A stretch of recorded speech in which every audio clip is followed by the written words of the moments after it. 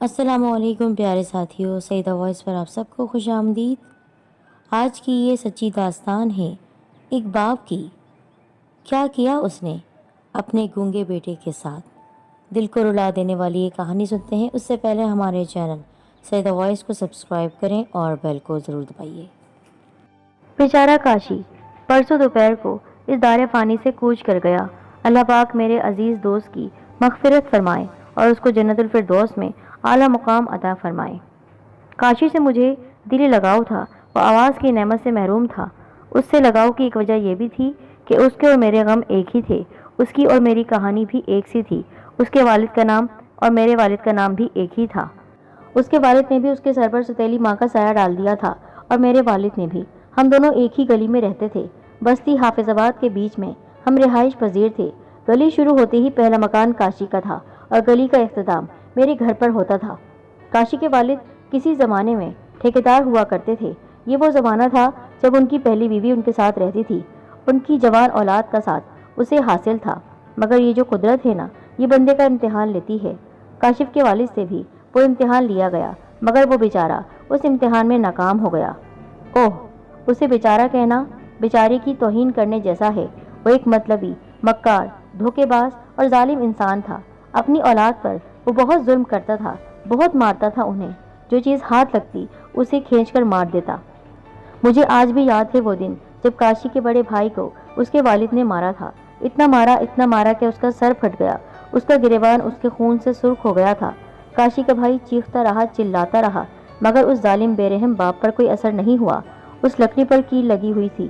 لکڑی جہاں جہاں پڑتی، کیل وہیں سے اس کے جسم میں گھس جاتی، وہاں سے خون رسنا شروع ہو جاتا۔ نہ جانے کیسا ظالم باپ تھا وہ۔ اپنے بیٹے کا خون دیکھ کر بھی اس کا دل نرم نہیں پڑ رہا تھا۔ کیا کوئی اتنا ظالم بھی ہو سکتا ہے؟ شاید نہیں۔ جب وہ مار مار کر تھک گیا تو اس نے اپنے بیٹے کو دھکا دے کر گھر سے نکال دیا۔ وہ بیچارہ اپنی زخمی وجود کو گھسیٹتے ہوئے ہماری چوکھٹ پر آ گیا۔ میرے گھر والے اسے اندر لے آئے، اس کی قمیض اتار کر اس کے زخم صاف کیے، مرہم لگایا، گرم دودھ پلا کر وہیں بستر میں لٹا دیا۔ کاشی کا بھائی ساری رات زخموں سے چور حالت میں روتا رہا۔ مجھے اچھی طرح یاد ہے اس رات ہم میں سے کوئی بھی نہیں سو پایا تھا۔ اگلے دن اسے ناشتہ کروایا، نئے کپڑے پہنائے اور آرام کرنے کے لیے بستر پر لٹا دیا۔ میں اسکول جانے کی تیاری کر رہا تھا اور ساتھ ہی اسے دیکھ بھی رہا تھا، جو چھت کو گھوٹتے ہوئے آنسو بہا رہا تھا۔ نہ جانے اس وقت اس کے ذہن میں کیا چل رہا تھا، مگر میں اتنا تو جانتا تھا کہ وہ اگلی زندگی کے بارے میں کوئی منصوبہ بنا رہا ہے۔ تیار ہو کر میں اسکول سے نکل گیا۔ گھر سے نکلتے وقت میں نے اسے دیکھا۔ وہ میری طرف دیکھ کر ہاتھ ہلا رہا تھا۔ اس کی آنکھیں سرخ تھیں۔ اسکول سے جب میں گھر لوٹا تو وہ اپنے بستر پر نہیں تھا۔ گھر والوں سے پوچھنے پر علم ہوا کہ وہ باہر تازہ ہوا کھانے نکلا تھا، مگر واپس نہیں آیا تھا۔ اس کی ماں کا رو رو کر برا حال تھا۔ اسے تو یہ بھی معلوم نہیں تھا کہ وہ رات بھر ہمارے گھر رکا تھا۔ وہ اپنے شوہر کو منع کرتی رہی، لیکن اس ظالم نے اس کی بھی ایک بات نہیں سنی۔ وہ تڑپتی رہی۔ ہم نے کچھ دن تک اس کا انتظار کیا۔ نہ جانے کیوں ایک امید تھی کہ وہ واپس لوٹا تو سب سے پہلے ہمارے گھر آئے گا، مگر اس کو دیکھنے کو آنکھیں ترس گئیں اور وہ نہ جانے دنیا کے کس کونے میں جا کر بس گیا۔ اس دن سے کاشی کے گھر سے رحمت ختم ہوتی چلی گئی۔ بیٹے کی جدائی کا دکھ ماں کو وقت سے پہلے بوڑھی بنانے لگا۔ یہ مائیں بھی کتنی عجیب ہوتی ہیں نا، زندگی کا ہر دکھ برداشت کر لیتی ہیں، مگر جیسے ہی اولاد کا دکھ ملتا ہے وہ راکھ ہونے لگتی ہیں۔ ایسی راکھ جس کو فنا کرنے کے لیے فقط ادنا سی ایک پھونک بھی درکار ہوتی ہے۔ کاشی کے ظالم باپ نے اپنے بیٹے کی کوئی خبر نہیں لی۔ وہ کہاں ہے، کہاں گیا ہے؟ وہ رفتہ رفتہ گھر کے باقی مکینوں سے بھی نفرت کرتا چلا گیا۔ اپنی بیوی کو طلاق دے کر اپنے گھر سے نکال دیا، اولاد کو بھی گھر سے نکال دیا، نہ جائیداد میں حصہ دیا، نہ کوئی سامان۔ اللہ ہی بہتر جانتا کہ ان لوگوں نے وہ درد اور کرب والی اذیت کیسے برداشت کی۔ میں نے صرف وہ اذیت اپنی جاگتی آنکھوں سے دیکھی تھی، محسوس تو انہوں نے کیا تھا، شاید محسوس نہیں بلکہ جھیلا تھا۔ کاشی سب سے چھوٹا تھا اور گونگا بھی تھا۔ وہ اپنی طلاق یافتہ ماں اور بھائیوں کے ساتھ کسی کرائے کے گھر میں شفٹ ہو گیا تھا۔ تب کتنا روتے ہوں گے وہ لوگ جب مہینے کے آغاز میں مکان کا کرایہ دیتے ہوں گے۔ کیا کیا ان کے دل میں ٹوٹتا ہوگا یہ سوچ کر کہ ان کی اتنی جائیداد اور زمینیں ہونے کے باوجود ان کے باپ نے ان کو ایک پھوٹی کوڑی تک نہیں دی، بے یار و مددگار چھوڑ دیا۔ تب ان کا دل یقیناً خون کے آنسو روتا ہوگا۔ وہ شخص کے لیے روتے ہوں گے جس شخص کا خون شاید تھا ہی سفید۔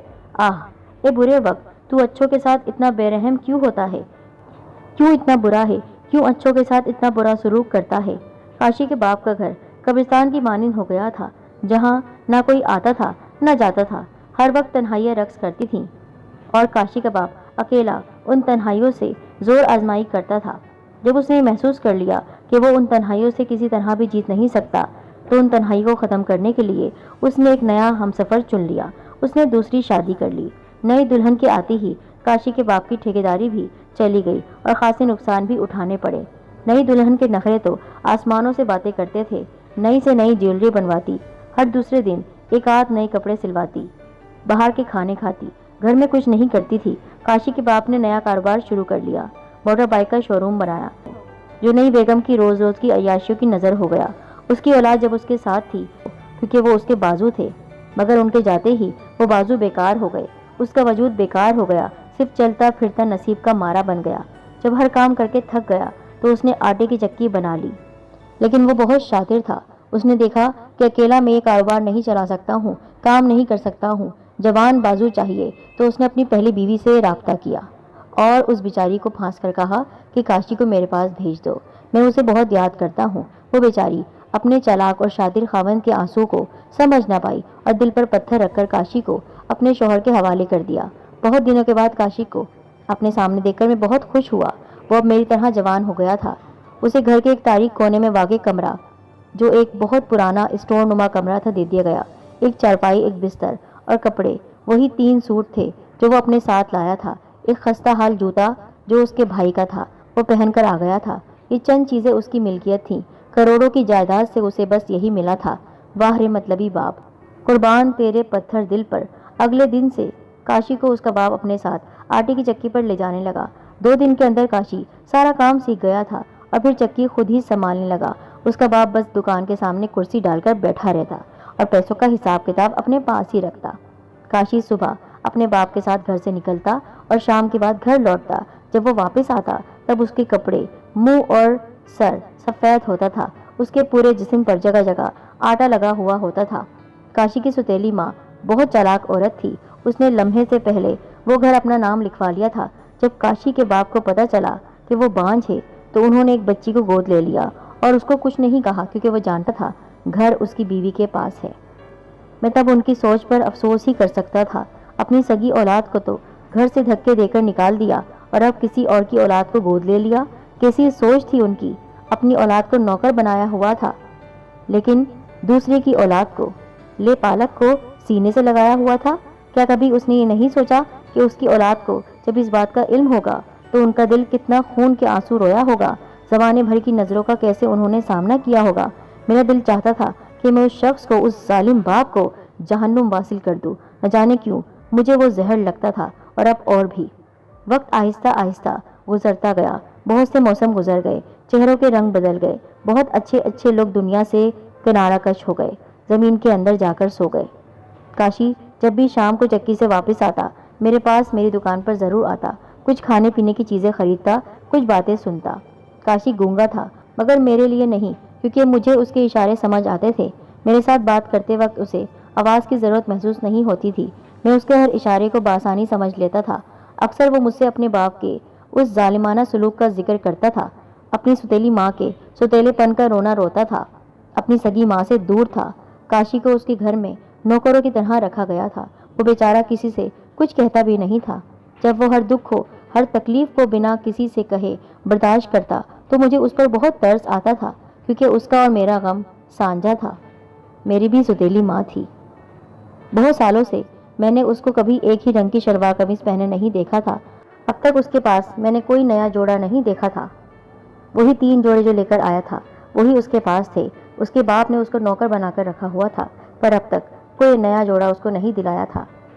اس کے پاس جوتا بھی وہی تھا جو اس کے بھائی کا تھا، جو گھر چھوڑ کر چلا گیا تھا۔ اس کا باپ نہ جانے کیوں اس کے ساتھ سوتیلوں سے بھی برا سلوک کرتا تھا۔ کیا وہ اس کی سگی اولاد نہیں تھا؟ یقیناً سگی اولاد تھا، مگر پھر بھی یہ سوتیلا پن کیوں اس کو بھکاریوں کی زندگی جینے دی جا رہی تھی؟ رمضان شروع ہو چکے تھے۔ اکثر وہ مجھ سے ذکر کرتا کہ آج میں نے بغیر سحری کا روزہ رکھا ہوا ہے، اور افطار بھی میں نے صرف کھجور اور پانی پی کر گزاری ہے، رات بھی بھوکے پیٹ۔ کیوں ہو رہا تھا اس کے ساتھ؟ ایک شام میں نے اس سے کہا، تم اسے 2 جوڑی کپڑے لے لو، کیونکہ وہ تمہارے ناپ کے ہیں اور تم پہ اچھے بھی لگیں گے، مگر اس نے یہ کہہ کر انکار کر دیا، نہیں سلمان بھائی، میرے ابو ماریں گے۔ اس کی بات سن کر میرا دل مٹھی میں بھر آیا، آنسو پلکوں کو نم کر کے نیچے جا گرے۔ اس کی بات نے مجھے واقعی بہت دکھی کر دیا تھا۔ کتنے دکھ سے اس نے مجھ سے کہا تھا، سلمان بھائی میرے ابو مجھے ماریں گے۔ کتنا دکھ تھا اس کی آنکھوں میں، ماں سے دوری، پھر باپ کا ظلم، سوتیلی ماں کی نفرت بھری آنکھیں، کتنا دکھ۔ میں نے بہت بار اس کی مدد کرنا چاہی مگر وہ نہیں مانا۔ رمضان اس کے کس طرح گزرے یہ میں ہی جانتا ہوں۔ کتنے دکھ سے اس کو میں دیکھتا تھا، بلکہ اکثر میں اس کو اپنے ساتھ کھلانا چاہتا تو وہ منع کر دیتا، نہیں کہیں اور کھاؤں گا تو میرا باپ مجھے بہت زور زور سے مارے گا، وہ لاٹھیوں سے مارتا ہے، وہ چپلوں سے مارتا ہے اور خود بھی کچھ کھانے کے لیے نہیں دیتا ہے۔ رمضان گزر گئے، باپ کا ڈر تھا اس کے دل میں۔ کچھ دنوں کے بعد عید الفطر آنے والی تھی، پھر چاند رات بھی آ گئی۔ اس رات میں نہ جانے کس دھن میں تھا، وہ میری دکان پر آیا۔ میں نے اس سے ہنستے ہوئے کہا، ہاں بھائی کاشی، کل پھر کون سا سوٹ پہنے گا؟ میری بات کا وہ بیچارہ جواب نہیں دے پایا، اس کی آنکھیں بہنے لگیں۔ میرے اس سوال پر زندگی میں پہلی بار مجھے خود پر انتہائی شرمندگی اور غصہ آیا تھا۔ میرے ایک سوال نے اس کا کتنا دل جلایا ہوگا، کتنے دل میں اس کے دکھ ہوگا، یہ میں سوچ بھی نہیں سکتا تھا کیسے میں نے اس سے یہ سوال کر لیا۔ میرے اس سوال میں کتنی آگ ہوگی جس نے اس بیچارے کی آنکھوں کو پگھلا دیا ہوگا۔ کچھ دیر بعد وہ بولا، اس کے باپ نے کہا ہے کہ اس عید پر یہی کپڑے پہن لینا، اگلی عید پر نیا سوٹ لے کر دوں گا، اور جیب خرچ کے لیے 50 روپے اسے تھما دیے۔ اس نے وہ 50 کا نوٹ اپنی جیب سے نکال کر روتے ہوئے وہیں پھاڑ کر پھینک دیا اور چلا گیا۔ اس رات میں کاشی کے لیے بہت رویا تھا، بہت۔ مجھے اس کا درد اپنا درد لگتا تھا، جیسے وہ میرا عکس، میرا ہی آئینہ ہو، میرا ہمزاد ہو۔ صبح عید کی نماز کے دوران میری کاشی کے باپ پر نظر پڑی، سفید لٹھے کے سوٹ میں، نواب ہی لگ رہا تھا، کتنے اکڑ کے شان سے چل رہا تھا، مگر کاشی کہیں نظر نہیں آیا۔ یقیناً وہ اپنے کمرے میں لیٹا ہوا رو رہا ہوگا۔ جس دکان کو کاشی چلاتا تھا اس دکان کے پیسوں سے وہ کتنا عیش کر رہا تھا۔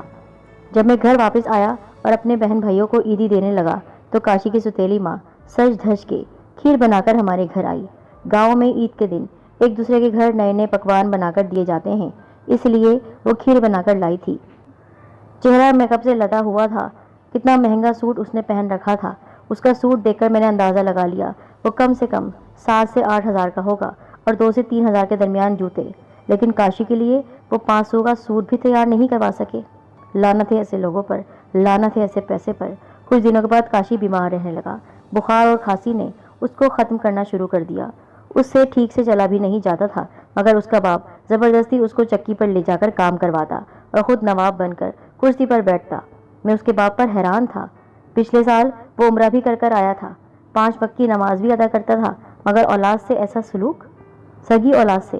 یقیناً اس کی نماز، اس کا عمرہ، اس کے روزے کسی کام کے نہیں تھے۔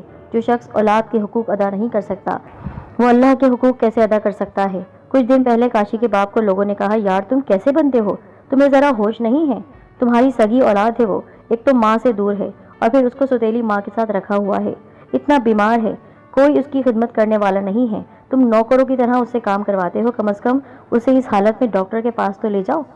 لوگوں نے اسے بہت شرم دلوائی، تب جا کر وہ دکھاوے کے لیے کاشی کو ہاسپٹل لے گیا، مگر اس وقت آسمان کتنا رویا ہوگا جب وہ کاشی کو ہاسپٹل میں بے یار و مددگار چھوڑ کر گھر آ گیا، اکیلا، تنہا، کوئی بھی نہیں تھا اس کے پاس۔